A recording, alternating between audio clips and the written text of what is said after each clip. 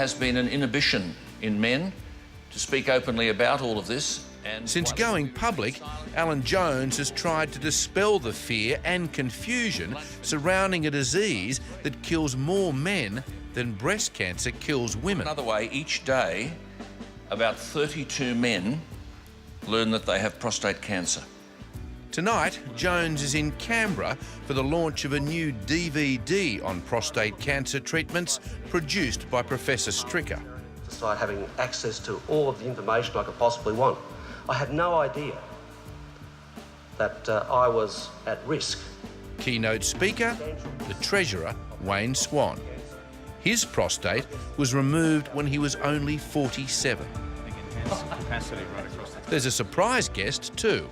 Now, is Jones here somewhere? I was going to say hello to Alan's here, yeah, come through. It's going to terrorise him. Prime Minister, how are you? Wayne said you were here, so I've got to come see the parrot. How are you? I'm well. Well, I am. Are you well? I'm fine, yeah. Have you had your medical checks? You're sensible? Well, I've always been sensible, Alan. It's your health, see? That's the key, isn't it? You've got to tell him. He takes no notice. 3 of the most powerful men in Australia. And between them, only 1 prostate. Oh, God, here's Bronwyn here as well. She hasn't got...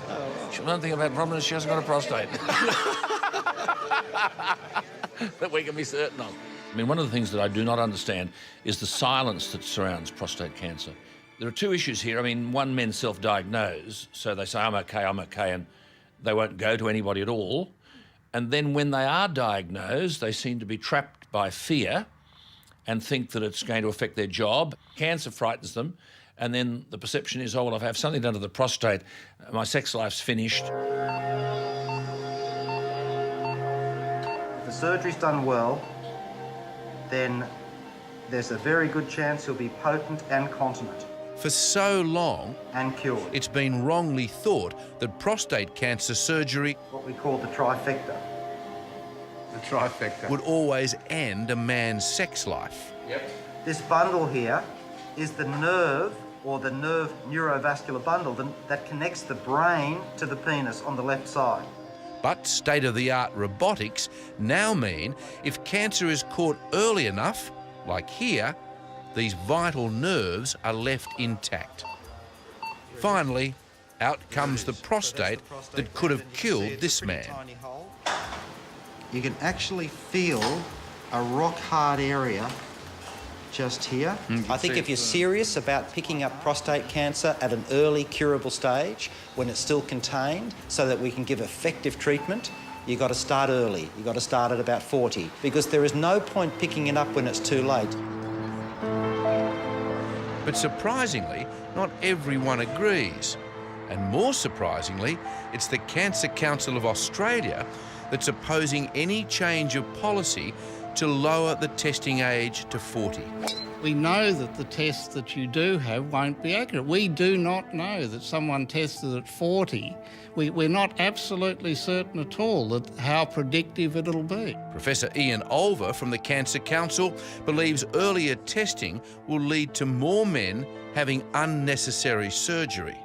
Rather than trying to make it black and white and say everyone should have it, we say go and talk to your doctor, find out what the pros and cons are and make your own decision about that. Let me ask you, what would you say to a widow whom we've interviewed, 2 beautiful daughters, husband died at 41? Well, what I'd say is this, I mean, I think that's a tragedy. And that gives me the passion to say we really need better tests here so that we understand this disease and can test people and find out what their chances of developing prostate cancer are.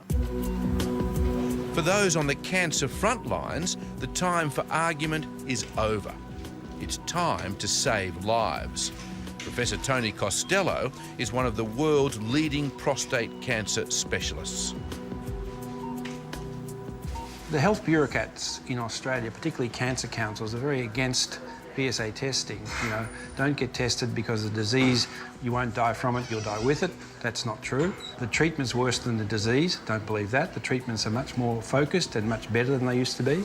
And it's an old man's disease and you've got to die of something. These are all things that we have to deal with, and it's very painful as a clinician to have to deal with this with my patients and have this negative attitude from some of these health bureaucrats.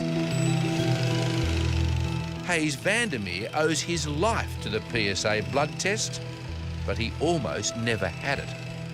So I go to the doctor, regular checkup, and I was lucky I had a few minutes left over of the consultation. So I say to my doctor, it's a bit of a throwaway line, really. Do I need to be checked for anything else? She said, look, you're young for cancer, but she took the PSA and the results came back quite elevated, and that rang some alarm bells. And saved your life. That's exactly right. Just this throwaway line saved my life. He was then only 42. Soon afterwards, on the very day his wife Melanie gave birth to their twin boys, he received the results of his biopsy. The cancer was fierce enough to give me, maybe 10, 15 years to live. So I wouldn't have been there for their 18th birthday. I'll just pull your jocks down a little bit, that's the way. You just think of something nice and pleasant. Mm-hmm. Nice, slow, deep breaths. And a little bit of pressure there now. That's the way. Good man. Initially just checking... The finger test lasted just 16 seconds. Coming forward onto your prostate gland and just gently pressing my finger up the front and back of the gland. Yep, that feels fine, nice and smooth, no lumps or bumps. Feels all right? Yeah, it feels good. And backed up by an earlier PSA blood test, it would give me the all clear for another 12 months. Good. Good man. Thanks, Doc. Cheers. Okay, He wanted to be here so much, he didn't want to die. What difference would it have made if Andrew had been tested early? A big difference. Doctor said that? Yes, he said that he'd had the cancer for at least 6 months previously, and he said he could have saved his life